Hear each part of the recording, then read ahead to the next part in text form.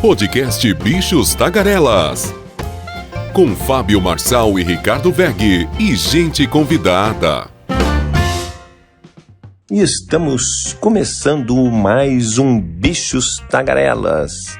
Manchetes desta quarta-feira, dia 3 de janeiro de 2024. Petrobras age com pulso firme e combustíveis têm baixa de preços. Vem aí as novidades no imposto para quem é microempreendedor individual. Compra no exterior com cartão de crédito está mais barata a partir de hoje. Dinheiro público, desembargadores do TJ do Maranhão receberam até R$172 mil em dezembro. Prazo para transferir ou tirar o título de eleitor vai até 8 de maio. Disputa ocorre dia 6 de outubro.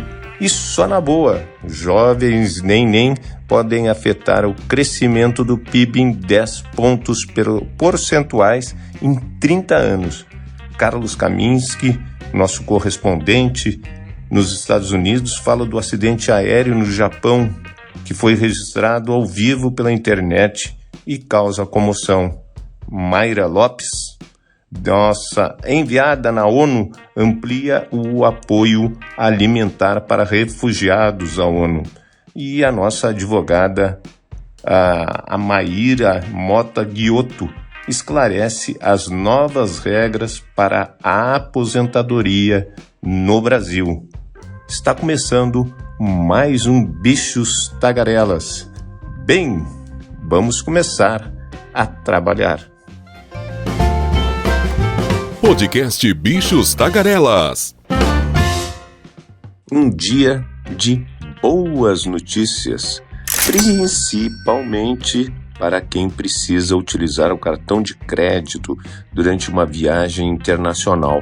O imposto sobre operações, o IOF, que incide sobre essas transações, foi reduzido de 5,38% para 4,38%, um ponto percentual.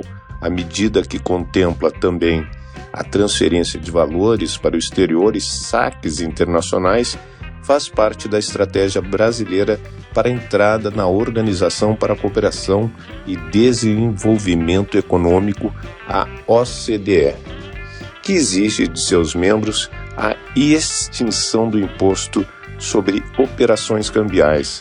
O objetivo do governo brasileiro é realizar cortes anuais de 1% no IOF até 2027, quando a alíquota será de 1,38%, e zerar o imposto a partir do dia 2 de janeiro de 2028. Bem, apesar da redução do IOF ser uma boa notícia para quem precisa usar o cartão de crédito em outro país, existem maneiras mais econômicas de pagar por suas compras, como utilizar contas internacionais. Entre as muitas vantagens das contas internacionais, a economia é sem dúvida a principal delas. Se considerarmos, por exemplo, a nova taxa de 4,38% do IOF em compras com cartão, o percentual é bem superior ao IOF pago em contas como o Nomad e o Wise, que é de apenas 1,1%. Então, estão aí as dicas para quem vai viajar para o exterior. É isso aí, querido Fábio Marçal. Hoje, dia 3 de janeiro, quarta-feira, 2024, e sempre vem aquele debate sobre os preços dos combustíveis, que acabam, regulando toda a cadeia praticamente de alimentos, por exemplo, porque é a logística, enfim, vários fatores que são atrelados aí ao preço dos combustíveis. E esse é um debate também na questão política, na questão eleitoral, Lembra que na eleição presidencial passada, o ex-presidente Bolsonaro, ele perdeu de lavada nesse debate sobre a questão dos combustíveis, Ele, apesar de ter um aparente apoio dos caminhoneiros, ou, digamos assim, de meia dúzia de empresários do transporte que bloquearam as rodovias, Mas enfim, dava uma impressão que os caminhoneiros estavam com ele, quando na verdade se sabia que eram algumas empresas, né, transportadoras que estavam fazendo aquele boicote ao Brasil todo.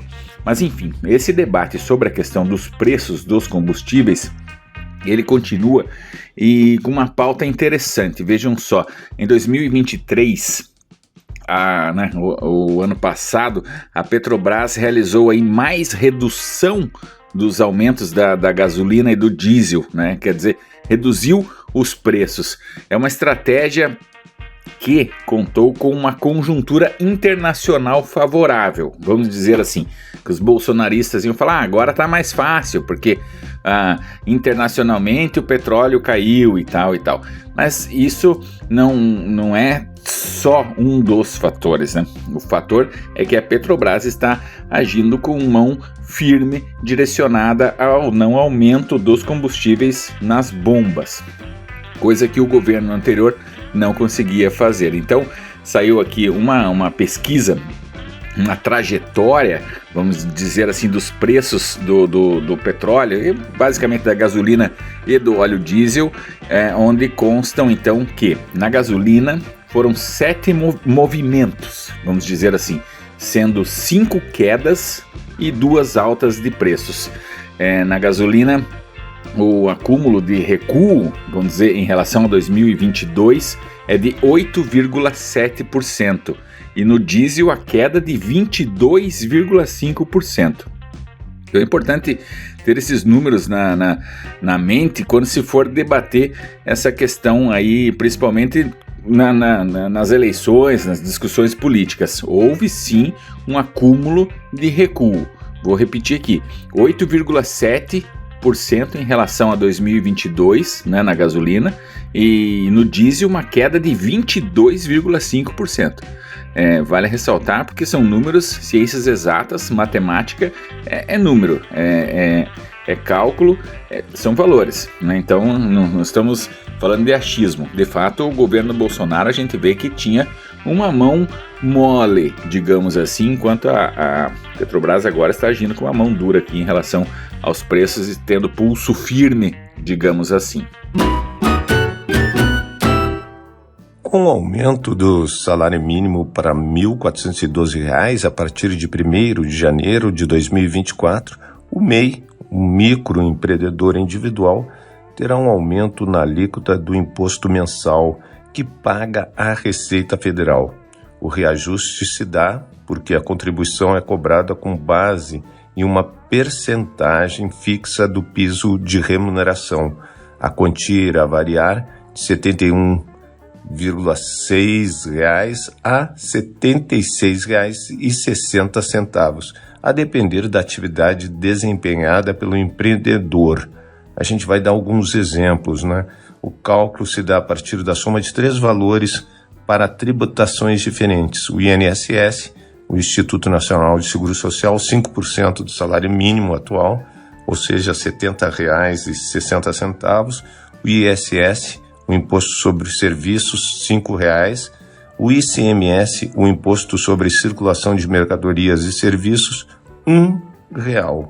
O valor cobrado do MEI caminhoneiro irá variar de R$ 169,44 a R$ 175,44.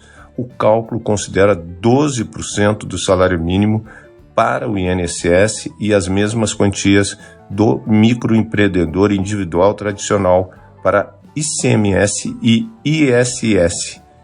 Né? Então essas são as notícias aí, né, para vocês e para os nossos, né, caminhoneiros, né?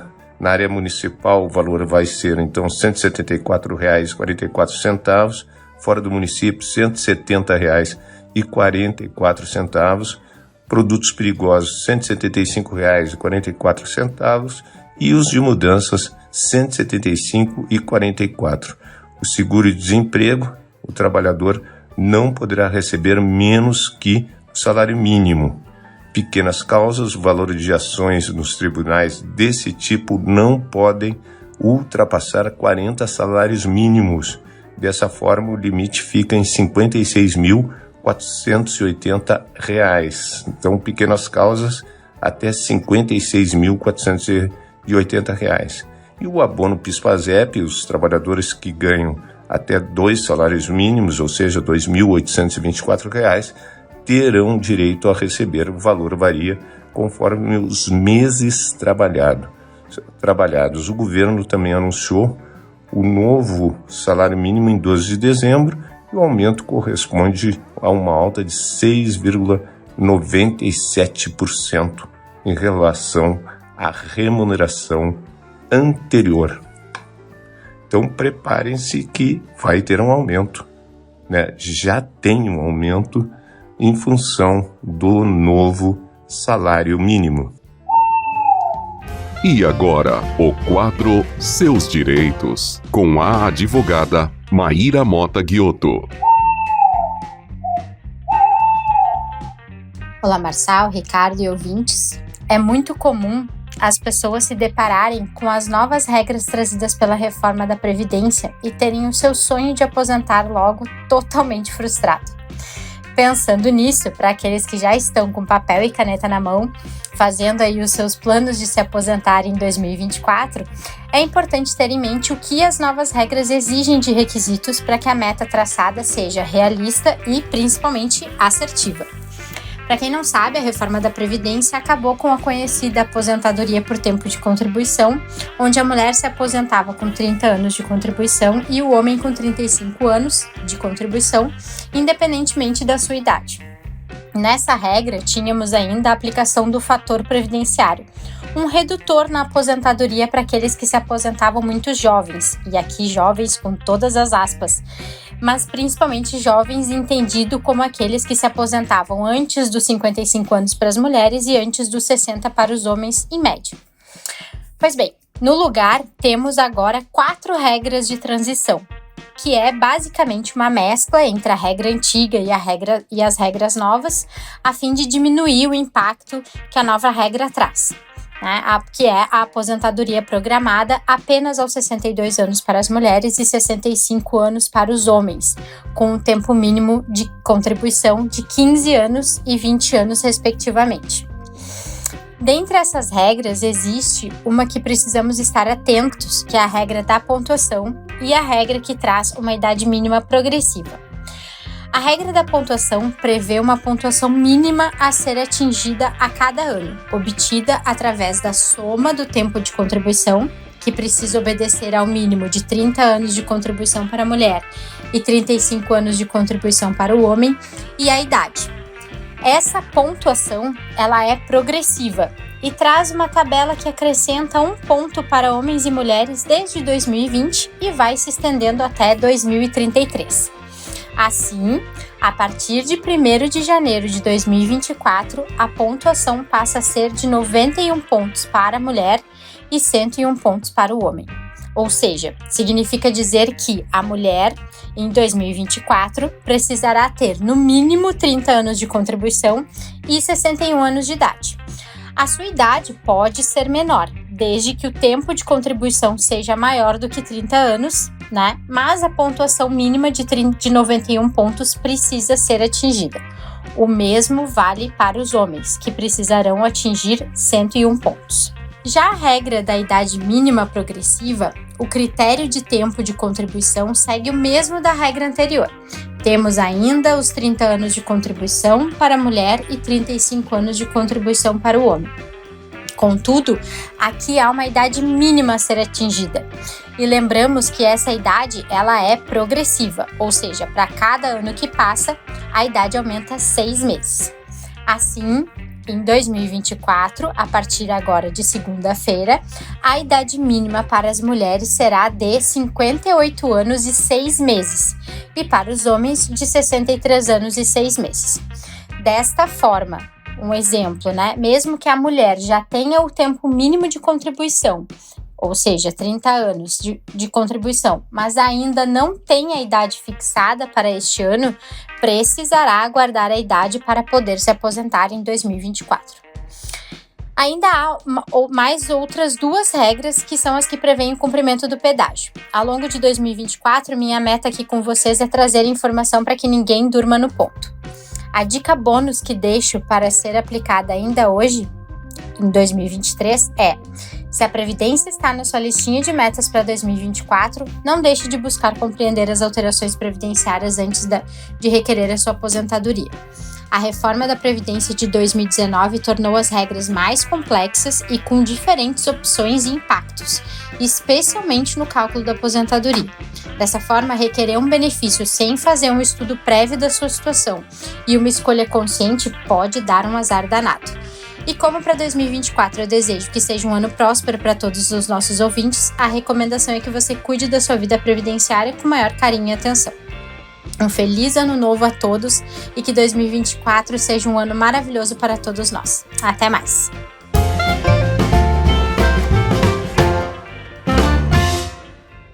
E todos vocês sabem que o Maranhão é um dos estados da federação mais pobres que nós temos. Então, o índice, o IDH, é um dos menores do Brasil. E interessante que vem essa notícia de lá, né? Todos os 34 desembargadores do Tribunal de Justiça do Maranhão receberam subsídios acima do teto em dezembro. O contra-cheque mais alto do desembargador Cleones Carvalho Cunha foi de R$172 mil. E o salário mínimo, né? Desse tamanhozinho, e o nosso querido Cleones Carvalho Cunha com um salário de R$172 mil. Com os descontos, ele recebeu só R$116 mil. Outros 16 desembargadores tiveram olerites acima de R$100 mil em valores brutos. Todos os pagamentos estão previstos na Lei Orgânica da Magistratura, nos regimentos internos e em legislações. O TJ do Maranhão não se manifestou e assim vai.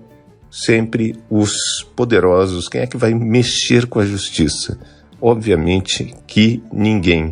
Então, essa desigualdade social do Brasil mostra a sua cara muito, principalmente nos tribunais de justiça desses estados miseráveis, né? Infelizmente ainda miseráveis, com IDH muito baixo, como Maranhão, Alagoas, ali que vem, né, os grandes salários dos nossos queridos desembargadores.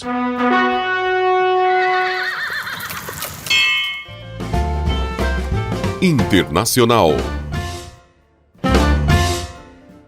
O Programa Mundial de Alimentos das Nações Unidas está se preparando para restabelecer sua assistência alimentar para toda a população Rohingya em Cox's Bazar, em Bangladesh. A partir de 1º de janeiro de 2024, a agência atribui o valor mensal do seu vale alimentação de $8 por pessoa para $10 por pessoa.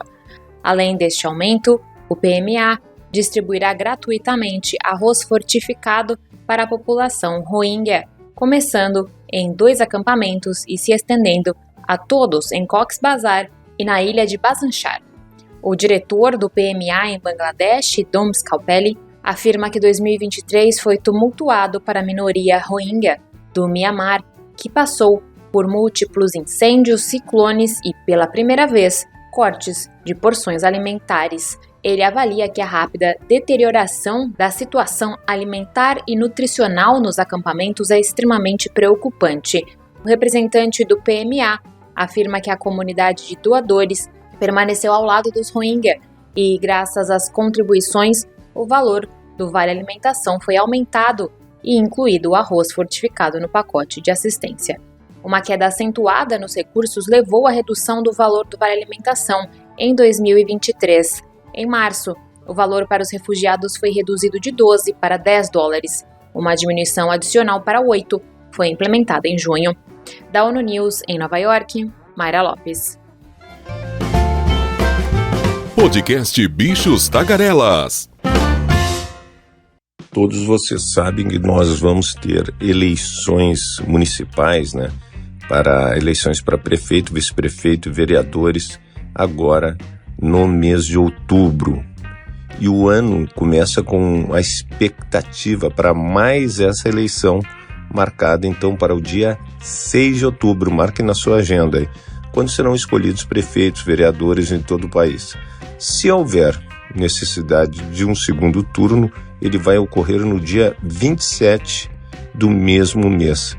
Quem se mudou e quer transferir o título e os jovens que pretendem emitir o documento para votar pela primeira vez, tem que fazê-lo até o dia 8 de maio. Então lembre, até o dia 8 de maio. A lista de endereços dos cartórios está nos sites dos tribunais regionais eleitorais de cada estado da federação. Então aí vai a dica. Não esqueçam essa data, 8 de maio, para transferir, né, o seu título e os jovens que pretendem emitir o documento. Tá aí a dica.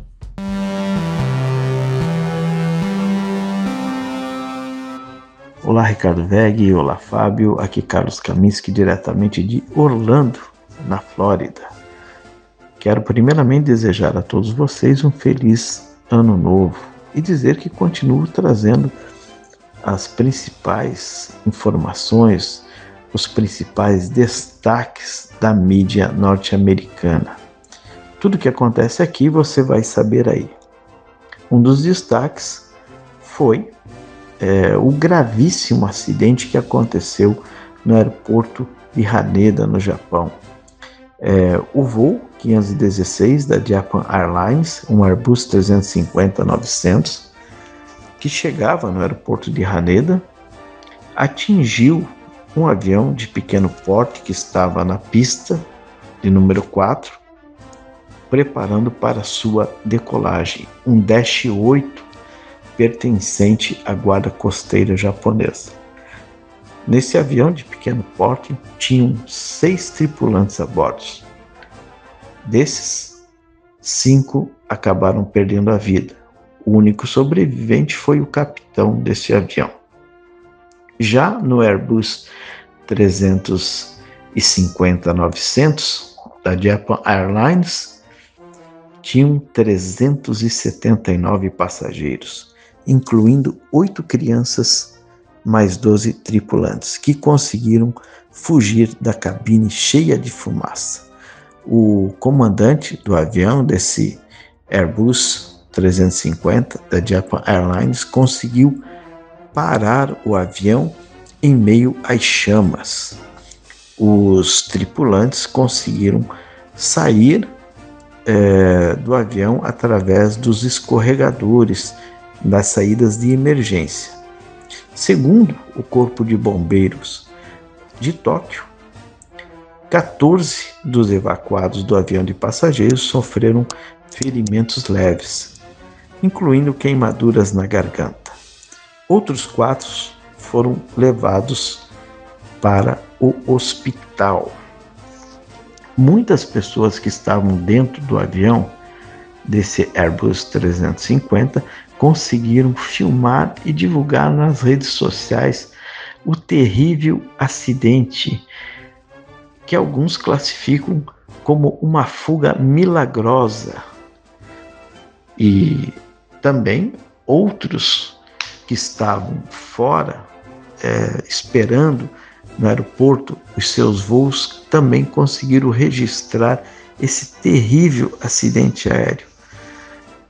Vale destacar que as autoridades japonesas ainda vão investigar sobre as causas desse terrível acidente, que foi realmente um milagre não ter mais vítimas fatais.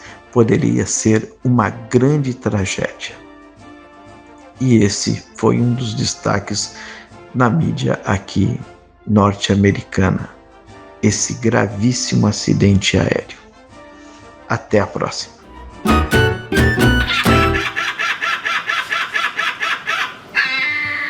E uma pergunta para vocês: vocês têm algum jovem entre 25 e 29 anos que não estudam e nem trabalham? Eles são conhecidos, não é, como neném, e podem, olha só, ocasionar uma perda de até 10 pontos percentuais no potencial de crescimento do PIB brasileiro ao longo de 30 anos. A projeção feita com exclusividade para o Estadão Podcast pelo diretor-presidente do IMDS e especialista em previdência Paulo Tafner. Para chegar a esse número, ele projetou qual seria a expansão de renda da população brasileira nessa faixa etária, caso estivesse em um nível de escolaridade mais alto, similar assim ao do Chile, né? Então, sem contar com políticas públicas específicas para reduzir as taxas de jovens entre 15 e 29 anos que não estudam nem trabalham, o Brasil está estagnado em relação à maioria dos países analisados pela OCDE. Em 2012, os neném eram 20% dessa faixa etária, índice que colocava o país entre os 7 piores. 10 anos depois, tanto a posição do ranking quanto o percentual são os mesmos, mas a taxa brasileira piorou na comparação com a da média das nações que fazem parte da OCDE. O Brasil ainda não integra esse grupo, mas sua adesão já está em tramitação. E agora, cabe ao governo, criar essas políticas públicas para os nenéns, os jovens entre 15 e 29 anos.